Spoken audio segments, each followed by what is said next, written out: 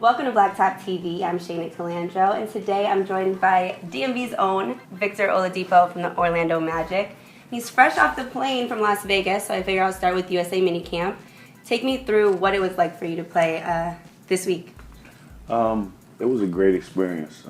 It was non-contact, but we were just there, getting used to the tradition, getting used to the program, getting used to the coaches, to the players, and I learned a lot. USA basketball means more than just basketball. It's about a family and being a part of something bigger than yourself. So I'm blessed and fortunate to have the opportunity to do what I did this week, and I'm looking forward to representing my country in the future. Well, last year you were on the select team. You practiced against the FIBA team. How is this a little bit different? It was a lot different. Last year we were kind of preparing for the World Games. This year was more so, the Minicamp. So hopefully I get the opportunity to maybe even go to Rio or get ready for the World Games and the 2020 Olympics as well. So it's just getting used to everything. Getting used to the coaching staff, getting used to the system, things that we run, and everything like that. And it was more of a celebration for the World Games and winning 4 gold medals and stuff like that. So it was a great experience. Well, I think it's safe to say you put a stamp on the USA Minicamp this week. You were on highlights from the day it started. Dunking, the behind the back from half court. Then in the AllStar game practice, I guess you can call it, you dunked over Michael Carter-Williams. And then you had a shimmy at the end. So I gotta ask, is that gonna be your new trademark for this upcoming season? Maybe. We'll see. If I do it again and people start doing it, I might have to trademark it. But it was fun, man. It was just friendly competition. Me and Mike are real cool, and we were just going at it. You know what I mean? The battle of competition kind of took over, and it was pretty fun. It was cool. I had a good time. And I'm looking forward, like I said, to going back next summer for the camp and getting them ready for Rio. Okay. Well, it's not anything new for dunking with you. You were in the AllStar dunk contest, and so since you've been dunking all week, do you plan to maybe go into the dunk contest next year? Because you fell a little short this year. So do you feel like you have to go back and kind of show out? It's gonna be a tough decision to make. But I wouldn't mind going back and playing. It would be a great experience, and I think it would be pretty cool. Okay. Well, plenty of time before the next All-Star weekend. What has your summer generally been like so far? What have you been involved in? Well, I've been just traveling around, going around and playing basketball anywhere I can, everywhere I can. I can't stay in one place too long. I don't know what it is, but I've been home playing. I've been in Orlando playing.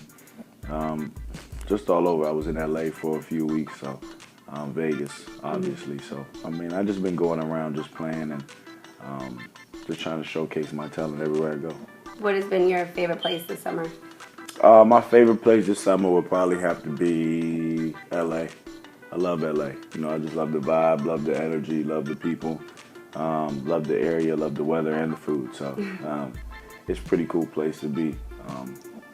Hopefully next summer I might stay out there a little longer than just 2 weeks. Okay. So do you think you maybe join the Drew League or something? Oh yeah, I'm definitely gonna play in that next year. I'm looking forward to that. It's gonna be fun. Yeah. So last summer I interviewed you at your first annual charity event weekend. Now this is your second annual coming up. And I asked you what you were building towards for the next upcoming season. You told me being a leader. Do you feel like you accomplished that since last summer?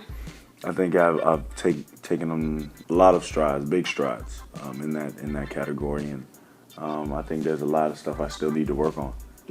But at the end of the day, I just got to continue to keep growing and keep getting better because it's a process. It's all about patience, man. It's almost like you got to wait your turn, but at the same time, you still got to work and better yourself. So that's what I'm trying to do right now. The guys look up to me, and I feel like I'm gonna have to play really well and be a great leader in order for us to win. So that's what I'm working on right now, my mindset and things like that. Speaking of people looking up to you, you do a lot of youth camps. It's been a few here in D.C. and Maryland area. Why do you feel like you have to come back home and make sure that these youth players know that you're there for them? It's just a part of my job, honestly. I feel like that's what God put me on this earth for, put me in the position I am in today, is to give back to the youth. and I want to, first and foremost because I feel like a lot of kids can relate to my story and relate to how I came to this point. And I just feel like I got to give back to those who gave back to me in this area was a big part of the reason why I'm the man I am today. So just coming back and giving back to the kids. I love the kids. I think kids like me for the most part. But giving back to them is huge. And it's been a great summer, man. I've accomplished a lot. Coming back and doing camps here, doing camps in Tampa and stuff like that. So I'm looking forward to just continue to building that and continuing to keep giving back.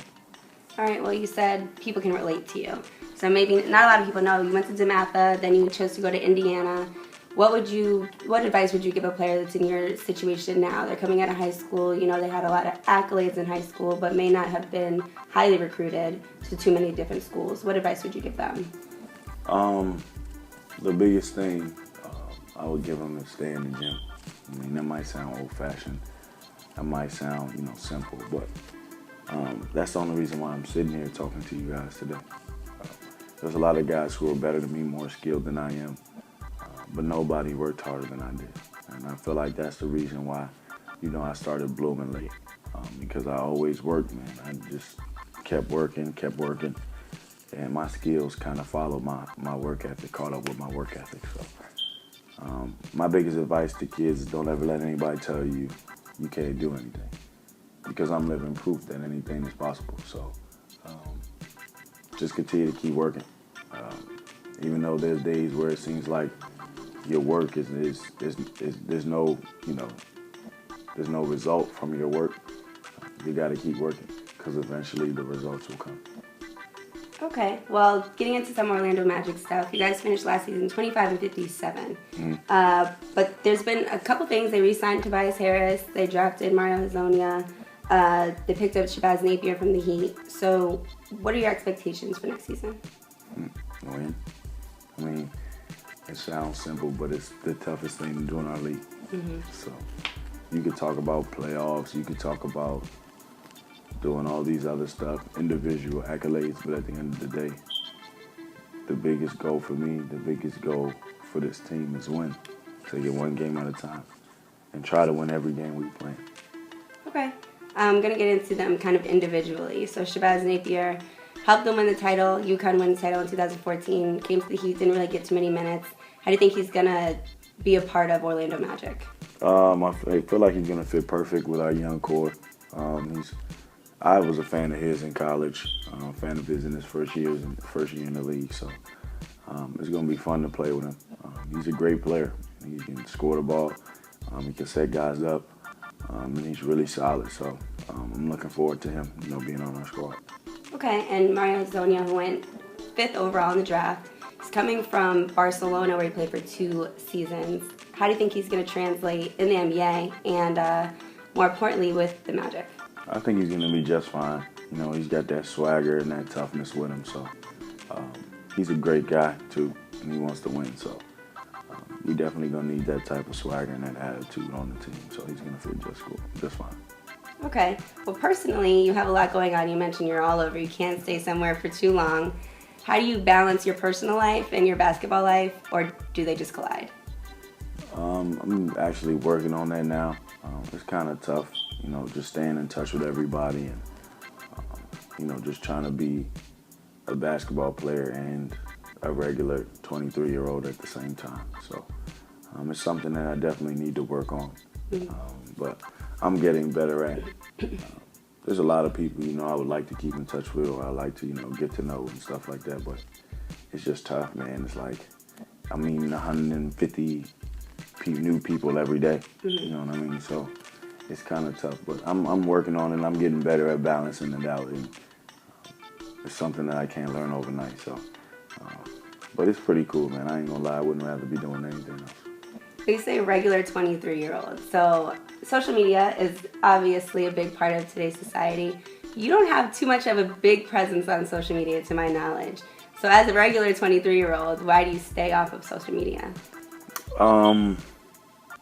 Social media, man, it can be really good or it can be really bad, you know what I mean? So I don't, put myself out there too much because, I I don't need all that extra stuff, you know, in my life. But social media is great for building your brand and getting yourself out there and letting the world know what's going on in your life and stuff like that. So I try to use it for that extent. But social media, man, it can stab you in the back. So you got to be careful what you put out there.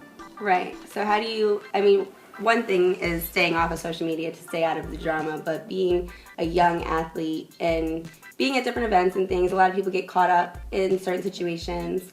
How do you stay out of those situations? You just gotta be smart, honestly. You gotta be smart at what you do, who you surround yourself with, what you look at, what you put out there. It's all about building your brand and making yourself, showing the world what you want the world to perceive you as. So you gotta just be smart, man. Some guys are they're just quick to write and not quick to think. So you gotta be slow to respond and quick to listen. So that's what I try to do.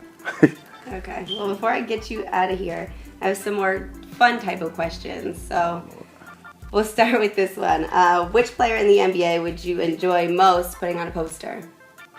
Putting on a poster. Enjoy most putting on a poster. Yeah. I don't know, man. Michael Carter Williams just was on a poster the other night. I mean, that's So my who's man. next? So I don't know. Anybody who's 7 feet or above would be fun putting on a poster. So all the centers in the league. Okay. Who has the most swag in the league? Other than myself, I would have to say, Terrible. yeah, Russell. Other than myself. Okay.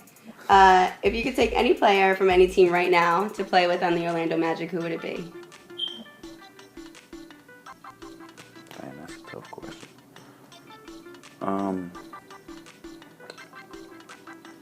I'll play with Anthony Davis. I think that'd be a good one. Yeah. So I got wind that they call you VO. Not sure how true that is, but what's your favorite nickname? VO is cool. They used to call me the VO show when I was in Indiana, but that was pretty cool. Orlandipo, I think was Orlandipo, that's a good one. I think that's a good one. I Right? think you should rock like with that one. What are you most afraid of? What am I most afraid of? As far as you mean just in... Just in general. What scares Victor Oladipo? I think what scares me the most is, other than failure, because, I mean, at the end of the day, I don't fear failure, but it's like I work hard so I don't fail. Does that make sense? Mm-hmm. But I think what scares me the most is just, like, life after life. That makes sense? Like life after death and everything like that, and what goes on with that. That might sound weird from a 23-year-old. Yeah, like what goes on after all of that stuff. After life on earth, but I believe in Christ, so I don't have to worry about that too much. So you're not really sure what you're afraid of? Yeah, exactly. Okay, what's your favorite song to sing in the car? I like that Ed Sheeran joint right now. Can you give me a little piece of it? I don't know what song you're talking about. Yes, you do. Yes, you do. Everybody knows the song. Okay. Yeah, Thinking Out Loud. You're not going to give me a piece of it? I don't know the words. Favorite song, but you don't know the I don't know the words. I don't know the words like that, but I know the song. That's okay. What I'm saying. And what is your new favorite dance? My new favorite dance out will have to be the Magic Shuffle, obviously. I know y'all probably haven't seen that, but the Magic made me do this little like Magic Shuffle for Magic Fit Week, and it's gone viral, so that's probably my favorite. That was going to be my last question. Oh. You spearheaded the Orlando Magic Shuffle. Did you actually make that up, or was it a combination of people? Yeah, it was a combination of people who made it up. Actually, it was only one girl who made it up, but the dance is pretty cool. I think the kids loved it. So it was hard to learn. It took me about I was about to say 2 hours. Now it only took me like 2 minutes to learn because I'm a dancer. That's what I do. Oh, that's what you do. Okay. Well, we'll make sure to play it at the end of this video. Everybody can learn as well. So you guys did that for youth development, for them to stay active. Is that what that was all about? Yeah, for youth development, to get them to stay fit, to get the kids, make sure that they, get outside, because I mean nowadays everybody just want to play video games, stay inside, hang out with their friends and stuff like that inside. But you know, just to keep them fit, man, keep them healthy, you know, so they can live long. Well, thank you so much for joining us here on BlackTop TV today. Good luck with everything you're doing and with the charity event weekend. That's all we have, and make sure you tune in next time for the BlackTop TV. I'm Shayna Calandro. Thanks again.